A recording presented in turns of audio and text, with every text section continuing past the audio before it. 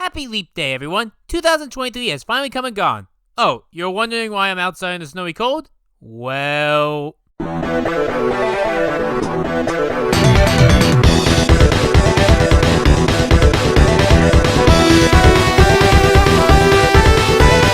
my Star Giant Productions theater burned down, so now I'm outside by myself, and I need to make videos to, I guess, get a new building, or something like that. A lot has, happened since the fire. Becky has been living with Clover's family until things get better.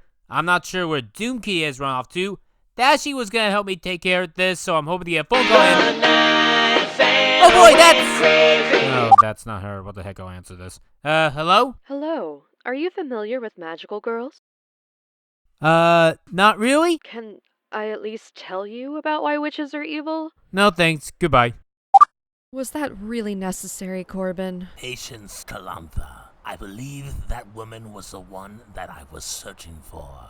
Alright, if you say so. I had a chance to meet this one girl earlier, but she ran off. Really? I can't let people see me. You know the reason why. I understand.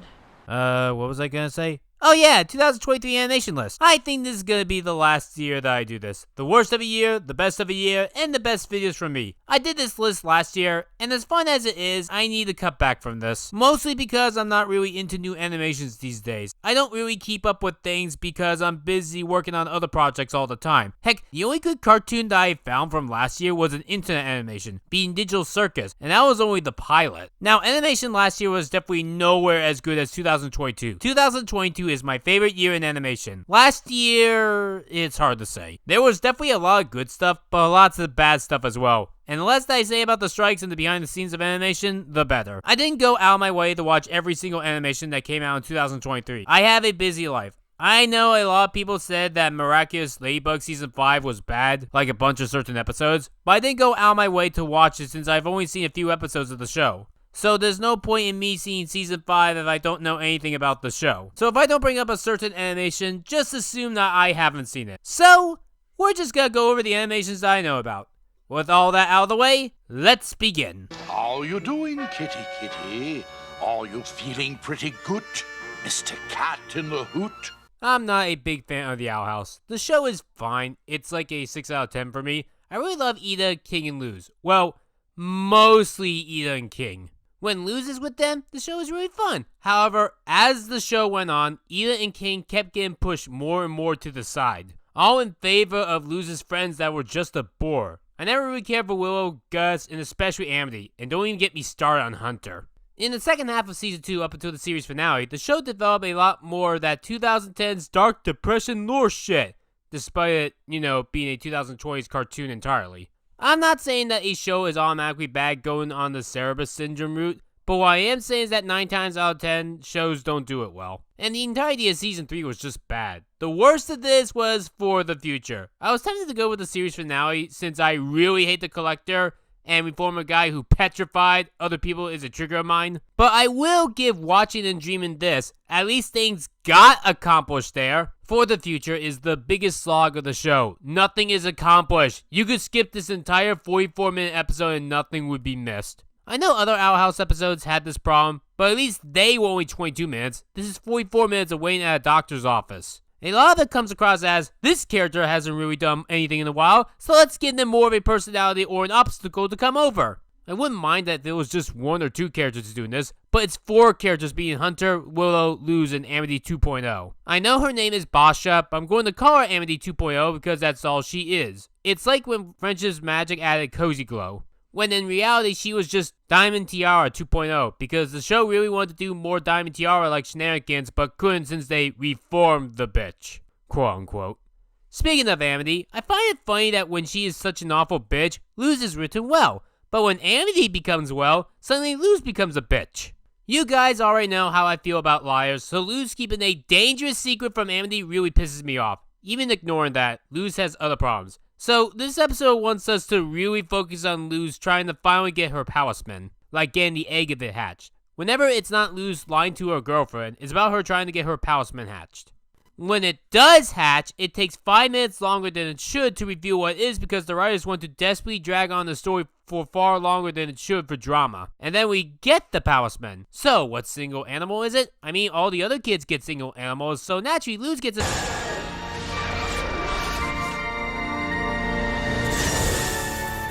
She's a snake shifter. Her name is Stringbean, and she's perfect. Or you could just get a shapeshifter animal. But Luz is special!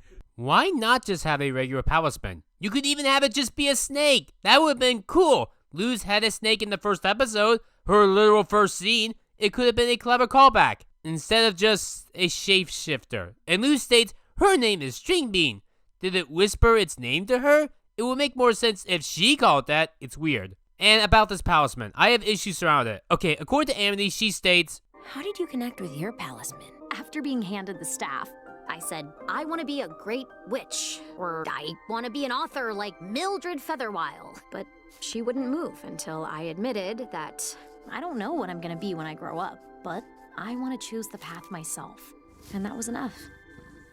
in a way, there could be some kind of truth where Luz needs to learn a lesson, and not a simple lesson that you hear in a Saturday morning kids cartoon. Like a life-changing lesson that will affect you for the rest of your life. I feel like that would be perfect. Remember me complaining about Luz's line and her being secretive towards her girlfriend? That is the lesson that she needs to learn. To learn what she's doing is fucking wrong. Instead we get... The only thing I've ever really wanted was to be understood. That doesn't sound like the message that they were going for at all. A better message that Luz should have learned was, I need to stop lying to my girlfriend and I want to be with her for the rest of my life. Oh, all that talk of Luz saying that she needs to let Amity go? Amity never heard of it once. All I ever wanted was to be understood. Okay, maybe if this was the pilot or the first couple of episodes, I could buy that. But this is the penultimate episode.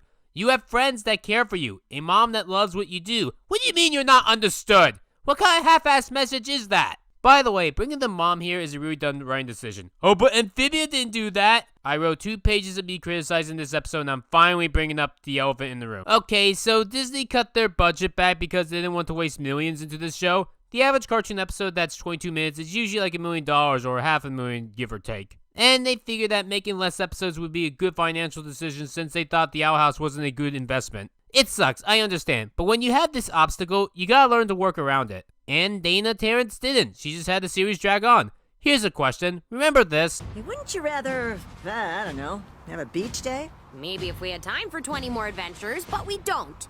That was Dana's response towards Disney on her show getting cut short. Okay, Dana, why didn't you just write better? Disney gave you 3 hours of animation. You could have made 12 11-minute fun episodes. Did we really need to have an epic adventure to be a born racist man for a series finale? Heck, if you went the slice of life route, you wouldn't be constantly getting called an Amphibia ripoff. I want that beach episode! It's funny that the Owl House complains that they couldn't get a beach episode cause time, yet the second episode of Amphibia was a beach episode. Dana could have written a cute ending on acceptance, but instead we get a bunch of boring characters at the schools whose names I have all forgotten. A demonic kid that isn't interesting in the slightest, the main villain doing nothing for 44 minutes, and drama that amounts to nothing in the end. Tell me again what people see in this episode. I hate when things do not get accomplished. Why is Amity's mother helping out the Collector? Doesn't she realize that this is all evil and wrong?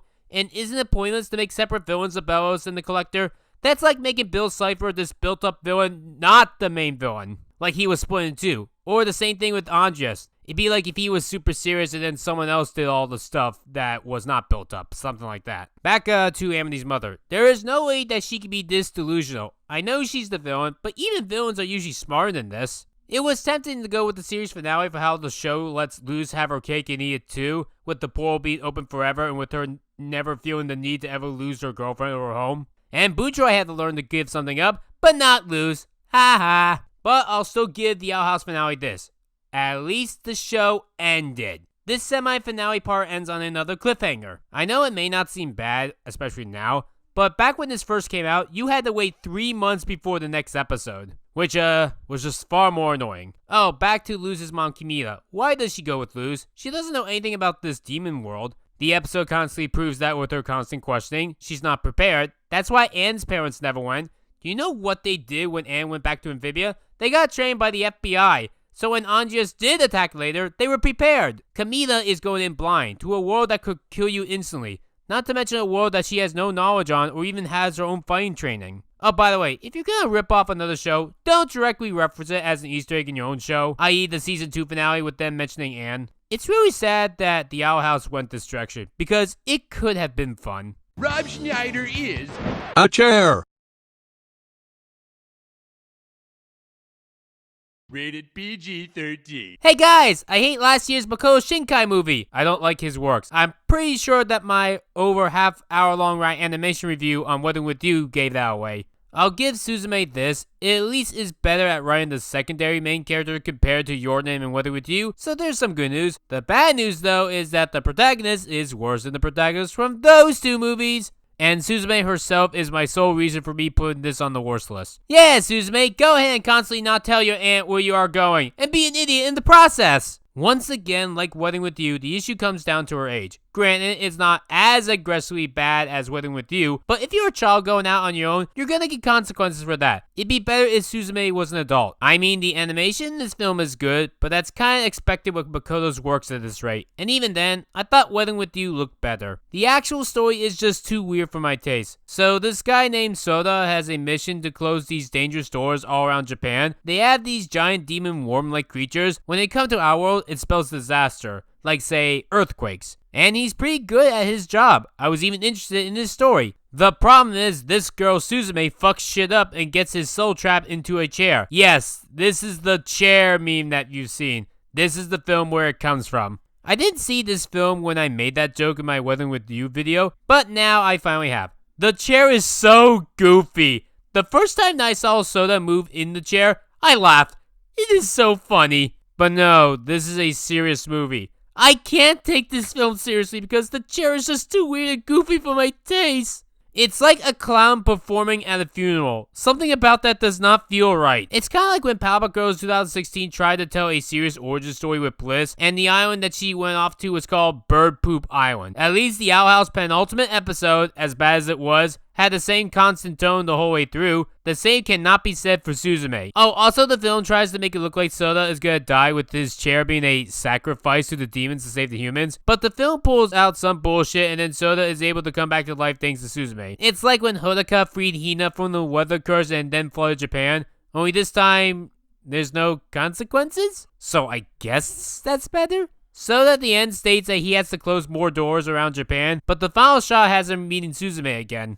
And now I'm just going to show you a screenshot of this film referencing my favorite film of all time. Get it? The joke is that the cat is on a train, meaning that it automatically is referencing Whisper of the Heart. God, this is worse than the anime reference in Moon Girl and Devil Dinosaur. You need to work your way up to a good film. Hey look, I referenced Whisper of the Heart as well. It's got a cat and a train. That's all I need for a reference, just by inserting shit in. Fuck! It's a very confusing and boring film. It's hard to say which of the 3 films from Makoto that I've seen are the worst. Wedding With You definitely made me the angriest, but this film here bored me the most, and Your Name was the most confusing. I think it's just safe to say that I do not like Makoto's works. He's a better artist than a writer, and he should just continue being an artist and not a writer. I am a boy now! What's up, bro? Let's grow some mustaches. Guess what? It's been a year since I talked about Moon Girl and Devil Dinosaur, and it still sucks a year later. Don't you just love cliffhanger endings? Granted, season 2 is out, but I haven't watched a single episode of it because I don't care. Look, I already made an over 40-minute long video on the show, so go see that if you want me to talk about the show more. I'm only here to talk about the worst episode of the show. It's sexist, plain and simple. Yeah, let's have all the girls at the party beat up the boy who did nothing wrong.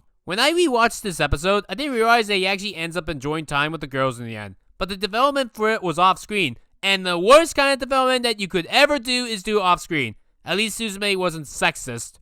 I mean, if they were trying to do something like Turning Red with Tyler, he at least wasn't beat up for no good reason. He joined the girls because he was caught saying shit like, "Four Town sucks," but in the end getting outed by the girls because it's revealed that he was a secret fan of the band the whole time. Even beyond that, the writing feels awkward. I get that might be the intention, but it just didn't sell well for my taste. And why does the body swap not swap the voices? I get it. If a body swap could happen in real life, then your voices wouldn't switch. But I think that's where the beauty of animation comes in. Swapping the voices is a fun gimmick that can lead to a lot of character development, not to mention funny jokes. Ho ho! It's funny because different voices are coming out of different mouths. Ha ha!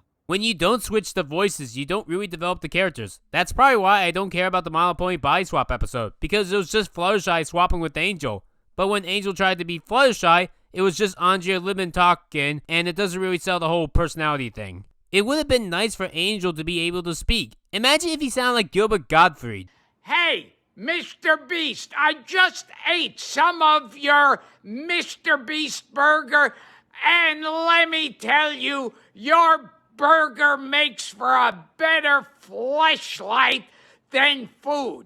I've spent the last 20 minutes fucking the shit out of this burger, and it feels great. My cock is so happy. Thank you, Mr. Breast. That would have been fun to see. The same thing with Devil. I would have liked to hear what voice he could have done with a swap. Look, I tried to like the show, but this show is just not for me. And honestly, it's a candidate for the worst of the 2020s list. Maybe if the second half of this decade has worse shows, then I'll take it off the list. We'll just have to wait and see what the future brings for us. Pat, I think it's safe to say that all these fans came out here to watch a game of football. John, we're in commercial. Yeah, I know. I'm just making conversation. Come on. Football! This is a thing. At least Moon Girl felt like actual animation. What the piss is this? So someone had this genius idea to have a football game in real life in Andy's room from Toy Story. I am speechless. I don't even know where I'm supposed to begin my criticism on this. I guess I should ask when this takes place. The toys in question feel like right after the ending of Toy Story 4, but Andy's room is decorated like the beginning of the third movie. Didn't he, move out at the end of the third movie to go to college? Wasn't that the whole reason why Woody needed to get home in the first place? I don't even know why this was made. Were there literally no writers during the writer's strike last year? Slinky's animation just feels off. If you told me this was AI animated, I would believe you. In fact, I won't believe you if you told me it wasn't AI animated. How do you even come to this conclusion? You know what would be fun? If we were able to do a real-life football game in Andy's room for Toy Story. Honestly, this is even worse than Lightyear. At least Lightyear did something. Maybe something original. It's just something. It was like an actual animation. I would feel embarrassed working on this, whatever this football thing is. Hey, remember that one Simpsons episode that stated that making animation live is too costly? You folks ready to begin? I guess. Is this episode going on the air live? No, Homer.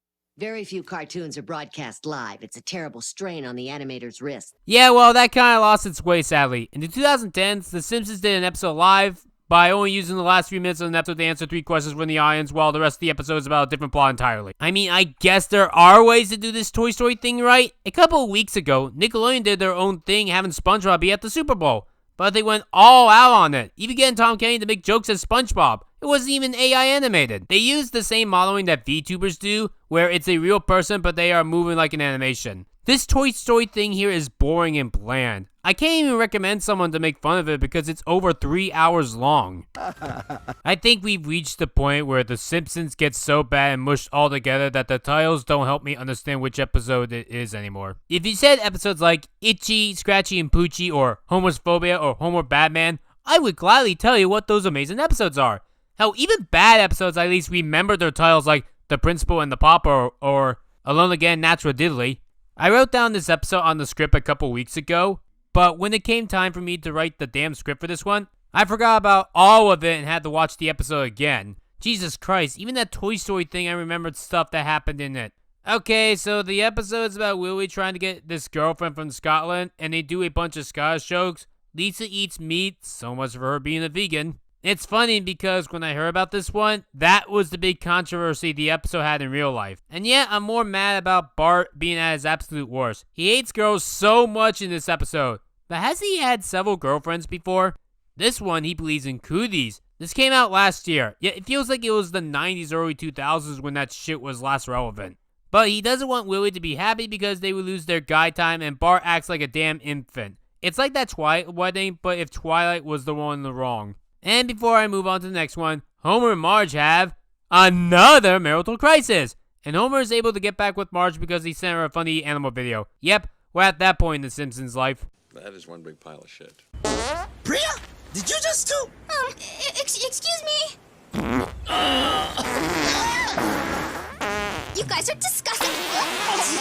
A lot of people asked me my opinion on the new Total Drama series. I debated whether or not it qualified for this list, mostly because it didn't air in America. But I did find a full English dub of it, so I decided to go with it. Plus, the Wikipedia page does claim it could come out this year, and this isn't an early leak like how the fourth SpongeBob movie was. I watched a couple of episodes and I really couldn't stand it. My first time quitting was in the first episode when Priya was shown being born from a cliff high in the air. That was enough for me to say nope to this series. Eventually, I'll watch the whole pilot for this list, but I also watched the episode Jurassic Fart because obvious. Total Drama has always been known for farts, I get that, but this has to be the most a single episode has ever shown farting. I guess it's not as bad as the one with the adult that enjoyed sniffing kids' asses in that preschool reboot thing. Yes, that was an episode. This time, all the contestants are 18, so no one is underage. But you can tell what the problem is. Someone was too open with their fetishes. I wish I could say more about this episode, but that's really all there is to it. At least that Simpsons episode had more things to say. There will be a day when I talk about Total Drama more, because I used to watch this show growing up and I loved it. It would be interesting to see how it is nowadays. All that I can really rant about for now is that new gay character Bowie, the show's first openly gay contestant. His words, not mine. I'm Bowie, and I'd be your first openly gay contestant. FYI, I'm very competitive. Swish! His main issue is that he acts like a gay stereotype in 2023 and tries to berate straight people. Look, I'm pansexual myself, but I don't go out of my way to make fun of other people's sexualities. That's just wrong to do. Ooh, here's where we find out what he did. I bet he kissed another girl. 100%. Straight couples. Am I right? You cut the brakes on my car! Straight couples are messed up. Under the sea, there'll be no accusations, just friendly crustaceans under the sea.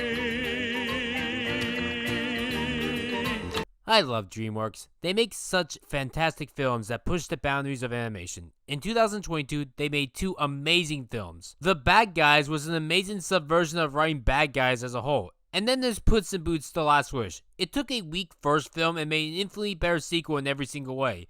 Full of action, comedy, and good dramatic dark moments. I even argue that it's better than all the Shrek films. Needless to say, the future of DreamWorks seems bright. Their next film is called Ruby Gillman. This looks like it could be a fun film. Let's give it a watch and see how the film is. 2 hours later. I hate DreamWorks! This is the worst DreamWorks movie ever. It is so cliche. You know, it's funny that the advertising of this movie made fun of The Little Mermaid 2023, but the Disney films that I will actually associate this with more are Luca and Turn Red. I'd rather watch The Little Mermaid 2023 remake over this. Holy shit, even that was better than this piece of shit. Oh geez, how the fuck did DreamWorks go from their best movie ever to their worst?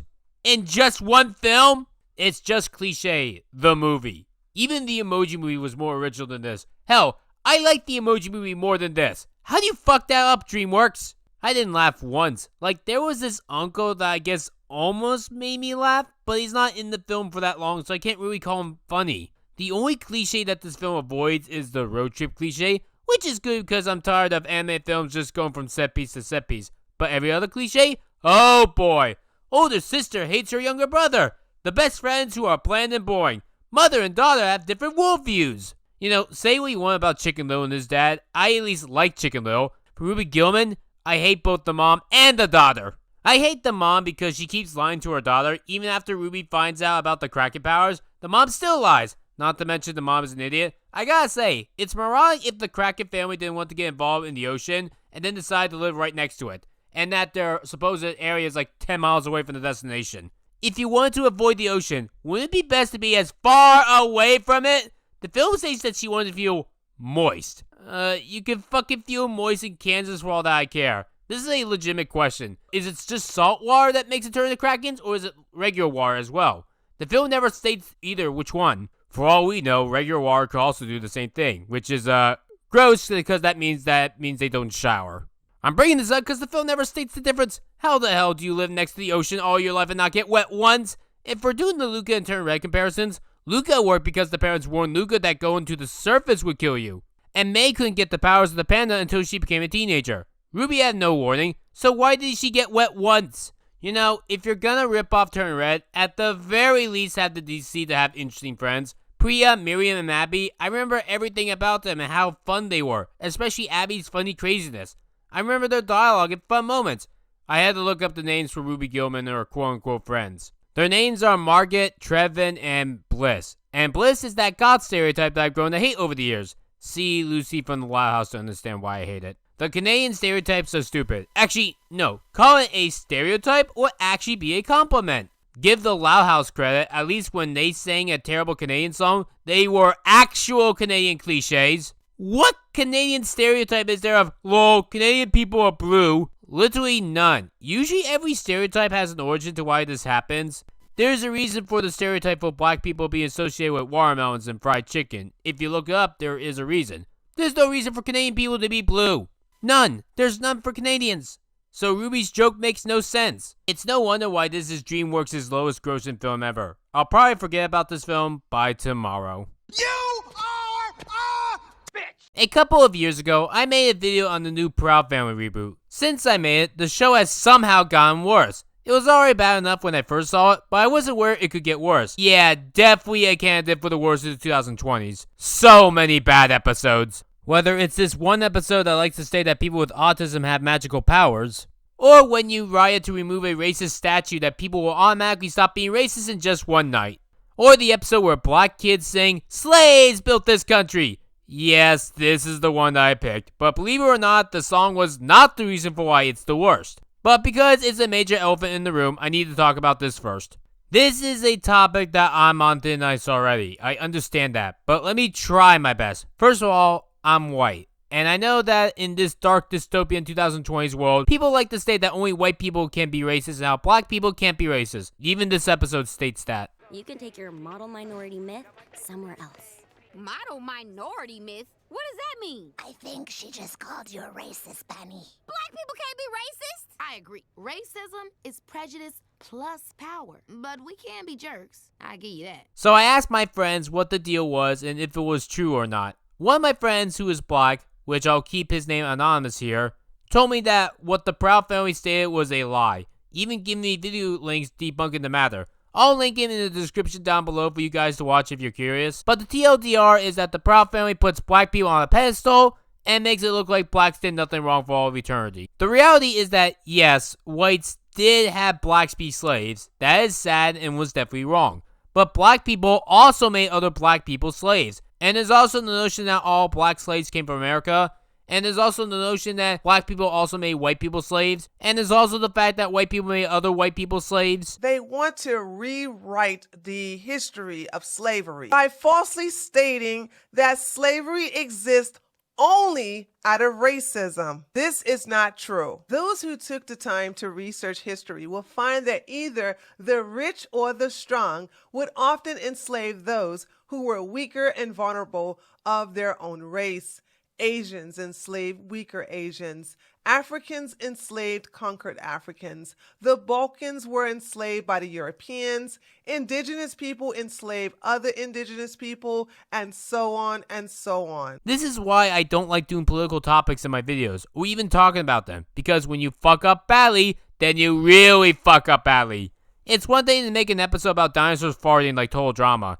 It's a whole lot worse when you talk about real-life controversial subjects and lying about the issues. Oh, but the racism song is far from the real worst part of this episode.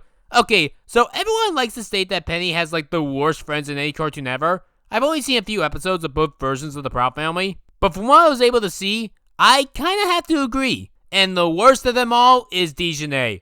I mean, oh my lord! Is this episode trying to make us hate Dejanay and give her no redeeming qualities?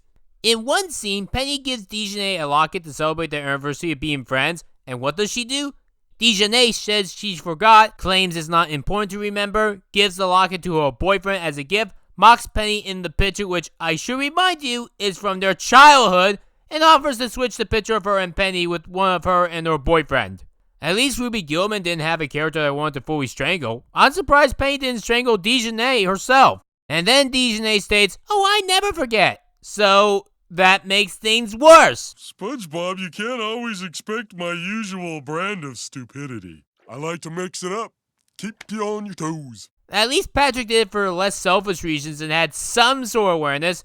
Dejanay doesn't. Oh, and Patrick was only like that once or twice, not the whole show! I can see why people think Dejanay is the worst. I thought that Penny herself and her dad, Oscar, would take it, but no. This episode is all to prove that I'll ever need that Dejanay is a fucking bitch. You idiot. I don't know why the Loud House has been going on for 8 years. It's just a show about assholes being soulless assholes to each other. It's 10 minutes of them being assholes, followed by 1 minute of, I'm sorry. Then the last 10 seconds has them being assholes again, proving that they didn't learn any lesson. Luna was the one exception to this rule. There was never a single episode of her being an asshole like the rest of her family. Sure, there were episodes of her being really bad like Brawl in the Family and House Flipped, but she was bad because everyone else was already bad. It wasn't like she was the sole focus of the bad in those. Then came music to my fears, and they decided that it was time for the only good sister to be as bad as the rest of them. So this episode has Luna trying to find a temporary replacement in her band when she gets an injury. We then see this girl named Nina do a good job with guitar, and Luna is happy to have her fill in for the time being. Everything seems to be going well. Then Luann comes in to ruin everything. I feel like if you want me to hate everything in existence, just get Luann. It was her that put the idea of Nina replacing Luna. Luna would have never thought that if Luann didn't put that idea in her head. It worked better in Toy Story with this concept because it was Woody that thought that himself. No one else put that idea in his head. Then Luann helps out by sabotaging Nina's performance by making her not get to the school on time. Why are we supposed to care about the sisters at this rate? Luann has a similar problem to Patrick from the SpongeBob episode Squid's Visit, where he only exists to add the conflict and then just leaves the episode. Luann tries to sabotage Nina, and then she's not in the rest of the episode. Like the whole second half, she's gone. At least Patrick came back in Squid's Visit. Luna then makes cringy jokes about this boy named Joey who plays a sousaphone, and the whole joke with him is, lol, he's a marching band member and he can't hold still. As someone that was in marching band for 4 years straight, fuck you! No person has ever acted like that. By the way, it is a sousaphone, not a tuba. You wear a sousaphone. Tubas you don't. I feel like playing that Kids Next Door clip that actually knew the difference. Just what we need around here. More tubas. Sousaphones! At least Dejanay was a character that I never cared for. Luna was someone I cared for, and now she is just as bad as the rest of the sisters now. Isn't this great LGBTQ plus representation? Having the LGBTQ plus character be just as much of an asshole as the straights. Oh, before I forget, yes, Nina is voiced by Christina V, my favorite actress in animation who I met last year. Here's the thing. Talented voice actors will always sadly get bad roles in life. I mean, Eric Bauza had Stimpy from Adult Party Cartoon as one of his first roles and it was bad, but he got better and is now the voice of Bugs Bunny, Daffy Duck, Tweety Bird, and Marvin the Martian. Look at all the bad roles that Tara Strong, Tom Kenny, and Grey DeLisle have done in their lives. And also, when the voice actor has a bad role, it's usually the writer's fault, not the actor themselves. Even The Simpsons point out this ideology. I'm the worst poochie ever. No, it's not your fault, Dad. You did fine. It's just that Poochie was a soulless byproduct of committee thinking. I mean, Nina is fine. I didn't hate her. She was just kind of bland, but I felt the need to bring that notion up. Christina V is a talented actress who has better roles like Marionette and Hammer Academy. At least The Loud House only had a couple of bad characters, but to be the absolute real worst, you gotta have everyone be bad. To be the absolute worst at number one, you gotta basically have all the problems I mentioned combined into one show. Burn, baby, burn! No shit, this is number one. Everyone at the beginning of last year said this show sucked. Guess what? It's been over a year now, and it still sucks. Did you know this is the lowest IMDb show of all time? It managed to beat out High Guy and Spice, the previous lowest rated IMDb show of all time.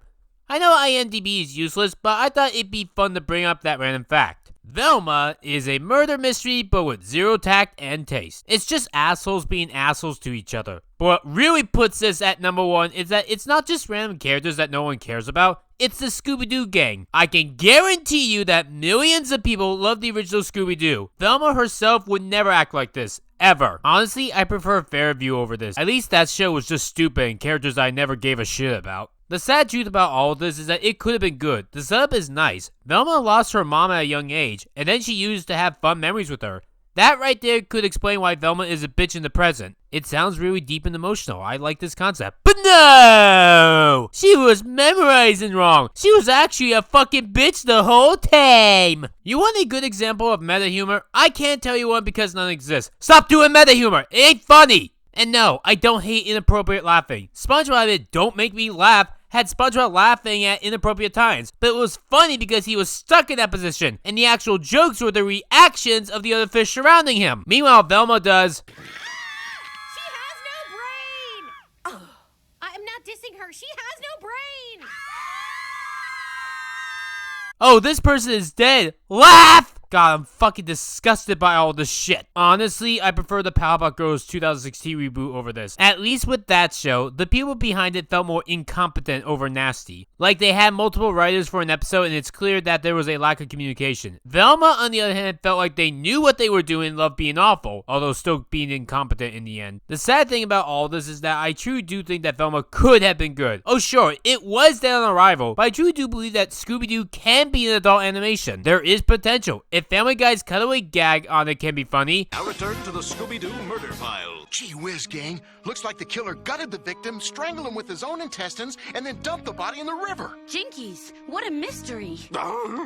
You're right, Scoob. We're dealing with one sick son of a bitch. Then there can be a way to make Scooby-Doo as an adult animation. Heck, someone already did that. The Scooby-Doo crossover with Supernatural was amazing. I don't know anything about Supernatural the show. I never saw a single episode of it. But the crossover with Scooby-Doo made me really love the characters from their show. It was made by people who gave a shit. I think it's obvious that the people behind Velma don't give a shit. If their writing was any indication. You know what 420 is, right? Yeah. It's code for adults who still watch cartoons. Get it? This is being said in a cartoon. That is only meant for adults. That children aren't allowed to watch. So this joke makes no sense. Maybe 10 years ago, I would have gotten all angry about this and ran for hours and hours on it. But now, I'm just bored with this type of content. It's not even good enough for a right animation review, or even a garbage essay. At least High Guy and Spice was the funny type of bad that is interesting to talk about. I want to do an essay on that show going through all of its incompetencies. Velma, I do not. It is one of the most boring shows of all time. The only actual thing worthy of complaining about is Warren ignoring Grey Delisle returning again. They didn't even bother asking her for Scoop, and they didn't even bother asking her for this.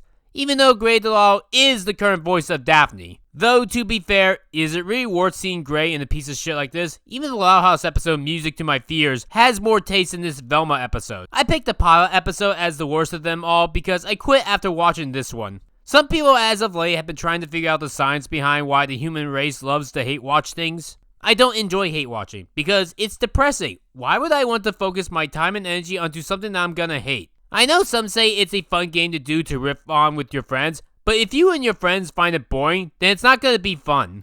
You need to be a fun bad to be interesting. That's why I love Shaggy and Scooby-Doo Get a Clue. It may be a bad show, but it's a funny bad. That theme song will be in my head forever, but I don't care. It's funny enough to be there. You may have noticed I didn't even bother talking about the racism aspect of Velma. I mean, I did with the Proud Family, so why not here? There's a very good explanation for why. It's boring. That's why. Yes, Velma is black now. Daphne is Asian. The reason to hate characters like this is never because they're a different race. The reason to hate characters is when they're unfunny. Even with the transphobic woman Minnie Kaling playing her, my main reason to hate the character Velma is that she's a disgusting piece of shit. Everything spoiled from eating french fries out of the little garbage to her just not giving a shit on someone dying, and her abusing her mother at a young age. The actress that plays her is irrelevant, even if the actress is a piece of shit in real life. Before we end this video, I might as well answer the question that a lot of people have asked me. Is Velma the worst cartoon of all time? The answer is no. It's definitely the worst Scooby-Doo thing of all time. I honestly think I was too harsh on Scoob. At least that did feel like a Scooby-Doo thing. Hell, even the stupid and pointless Zombie Island sequel felt more like Scooby-Doo. Velma's biggest problem is its incompetency and boredom. But it's not like I'm constantly cringing like Stressed Eric or Brandy and Mr. Whiskers. It's not mocking a beloved dead guy like the Wacky World of Tex Avery or Superhero Kindergarten. Hell, something like My Jim Potter's a Monkey was gross and had nastier characters.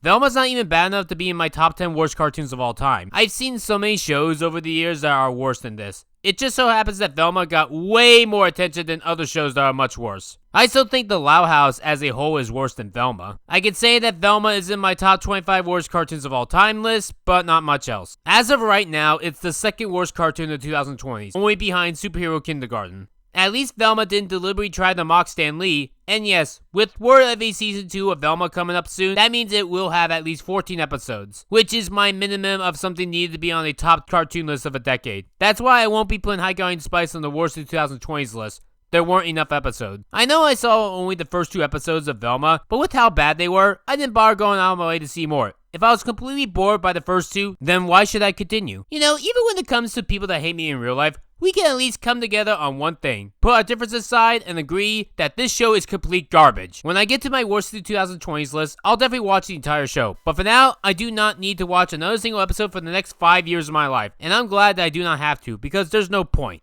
Like I said, it's boring and incompetent. And that's all there is to say for this worst list. Let me know down below your thoughts on this video and what else should have gone on here. What are your least favorite animations from last year? Please tell me in the comments down below. And next time, we'll do the best list. Rebecca Starlight, out.